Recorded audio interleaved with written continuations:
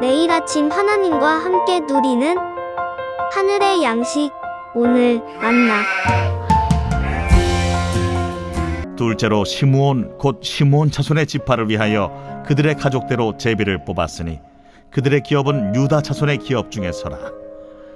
그들이 받은 기업은 브엘세바 곧 세바와 몰라다와 하살 수알과 발라와 에셈과 엘돌랏과 부들과 호르마와 시글락과 벳말가봇과 하살 수사와 벳르바옷과 사루헤니니 13성읍이요 또 그 마을들이며 또 아인과 림몬과 에델과 아산이니 4성읍이요 또 그 마을들이며 또 네겝의 라마 곧 바알렛 브엘까지 이 성읍들을 둘러있는 모든 마을들이니 이는 시므온 자손의 지파가 그들의 가족대로 받은 기업이라. 시므온 자손의 이 기업은 유다 자손의 기업 중에서 취하였으니 이는 유다 자손의 분깃이 자기들에게 너무 많으므로 시므온 자손이 자기의 기업을 그들의 기업 중에서 받음이었더라.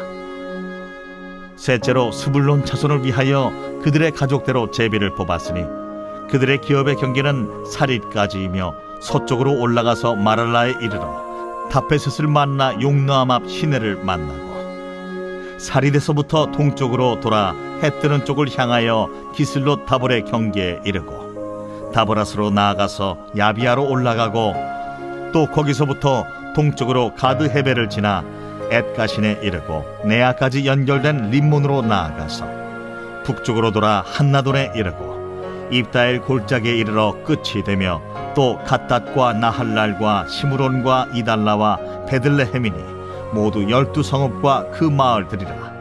스불론 자손이 그들의 가족대로 받은 기업은 이 성읍들과 그 마을들이었더라. 넷째로 이사갈 곧 이사갈 자손을 위하여 그들의 가족대로 제비를 뽑았으니 그들의 지역은 이스라엘과 그슬롯과 수넴과 하바라임과 시온과 아나하랏과 랍빗과 기시온과 에베스와 레멧과 엔간님과 엔핫다와 벳바세스이며 그 경계에는 다볼과 사하수마와 벳세메스에 이르고 그 끝은 요단이니 모두 16성읍과 그 마을들이라. 이사갈 자손 지파가 그 가족대로 받은 기업은 이 성읍들과 그 마을들이었더라. 어제 본문을 통해 땅을 받지 못한 7지파에게 땅을 받을 수 있는 방법에 대해 가르쳐 주셨고 각 지파에서 3명씩 돌아다니며 자신들이 원하는 땅에 대해 그림으로 그리려는 시간을 가졌습니다. 그리고 그 그려진 경계를 보며 제비를 뽑는 시간을 가집니다. 그렇게 어제 본문에서 베냐민 지파가 땅을 받게 되죠. 그리고 오늘은 시므온과 스불론, 이사갈 지파가 땅을 분배받는 장면이 기록되어져 있습니다. 사실 오늘의 본문과 내일의 본문은 묵상하기 쉽지 않은 본문입니다. 땅 분배에 있어 지역을 정하고 경계를 나누는 말씀이기에 이 말씀에서 우리에게 말씀하시는 하나님의 음성을 듣기란 쉽지 않습니다. 하지만 하나님은 이런 말씀 속에서도 주님의 뜻을 찾게 하시고 우리에게 살아갈 기준을 제시해 주십니다. 이 시간 말씀 속에서 우리에게 주시는 귀한 만나를 찾고 그 만나를 통해 하루를 살아갈 힘을 얻는 시간이 되시길 주님의 이름으로 소망합니다. 오늘 말씀에서 깊이 보았으면 하는 부분은 시므온 지파의 땅 분배입니다. 시므온 지파의 땅은 지도에 잘 나타나 있지 않습니다. 왜냐하면 유다 지파의 영역 내에 있는 18개의 성읍들이었기 때문입니다. 사사기에 의하면 유다 지파가 시므온 지파를 데리고 함께 가나안 족속과 싸우기도 했다라고 기록되어져 있습니다. 야곱과 레아로부터 나온 아들로서 유다와 시므온은 형제였습니다. 그런데 유다 지파는 갈렙의 모습에서도 볼 수 있듯이 상당히 적극적으로 땅을 정복했고 그 땅이 매우 넓었습니다. 그에 비해 시므온 지파는 그 숫자가 적었기 때문이기도 했지만 유다 지파가 이끄는 대로 따르기만 했고 결국 그들에게 주어진 영역은 그리 넓을 수 없었습니다. 물론 자세히 보면 시므온 지파가 정착하기에는 이 18개 성읍이었으면 충분했을 수도 있습니다. 하지만 이로 인해 어느 정도 세월이 흘렀을 때 시므온 지파는 유다 지파에 자연스럽게 흡수되었던 것을 볼 수 있습니다. 그런데 왜 시므온 지파는 이렇게 동생이었던 유다 지파에 흡수되어 살아갈 수밖에 없었을까요? 이를 이해하려면 시므온, 레위, 유다의 동생인 디나가 강간당한 사건으로 올라가야 합니다. 창세기 34장에 기록된 내용인데요. 야곱과 레아로부터 나온 딸 디나가 세겜에게 강간을 당하는 사건이 일어납니다. 그런데 세겜은 강간은 했지만 디나를 매우 사랑했고 세겜의 아버지까지 합세하여 디나를 자신의 가족이 되게 해달라고 요청합니다. 그런데 시므온과 레위가 세겜과 그의 아버지를 속여 할례를 받으면 디나를 주겠다라고 하죠.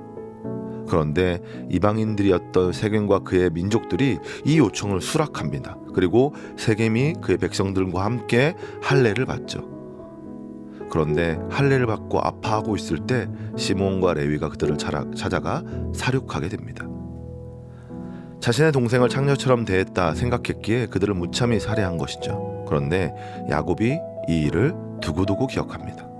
그리고 아들들을 축복할 때 시므온과 레위에게 다음과 같이 말합니다. 창세기 49장 5절부터 7절에 있는 말씀인데요. 보면 이렇습니다. 5절에는요 이렇게 기록되어 있어요. 그들의 칼은 폭력의 도구로다. 6절입니다. 그들이 그들의 분노대로 사람을 죽이고 그들의 혈기대로 소의 발목 힘줄을 끊었음이로다. 7절입니다. 그 노여움이 혹독하니 저주를 받을 것이요 분기가 맹렬하니 저주를 받을 것이라 내가 그들을 야곱 중에서 나누며 이스라엘 중에서 흩으리로다. 축복이 아니라 저주의 말이었습니다. 결국 그들의 잘못 때문에 흩어지게 된다는 말씀이죠. 끝내 아버지의 저주대로 시므온 지파는 유다의 땅에서 18개의 성읍으로 살아가다가 나중에 흡수되고 레위는 땅이 없이 각 지파 땅에서 48개의 성읍을 받아 살아가게 됩니다. 이를 통해 우리는 하나님의 말씀은 시간이 지났다고 해서 가벼워지거나 잊혀지게 되지 않음을 알게 됩니다. 하나님의 말씀은 살아있기에 인간은 잊어버릴지 모르지만 절대 지워지지 않고 끝까지 절대적인 기준으로 우리에게 책임을 물으신다는 것입니다. 그렇기에 우리는 하나님의 말씀을 마음에 새기고 그 말씀대로 살아가고자 열심을 다해야 하는 것입니다. 또한 시므온의 모습처럼 자신의 감정대로 신앙생활함으로 하나님의 화를 자처해서는 안 된다는 것입니다. 앞뒤 가리지 않고 분노했던 시므온과 레위의 모습을 보며 상황이 어렵고 분노할 수밖에 없는 상황이라 할지라도 하나님의 뜻을 구하며 하나님께 맡기는 것이 중요함을 오늘 말씀은 우리에게 가르치고 있다는 것입니다. 동생이 강간당한 일, 그것을 보며 분노할 수 있습니다. 세상의 법도 이를 정상 참작해주기도 합니다. 하지만 우리는 하나님의 사람으로서 모든 것을 하나님께 맡겨드려야 합니다. 하나님 앞에서 개인의 분노는 아무 도움이 되지 않음을 기억하시기 바랍니다.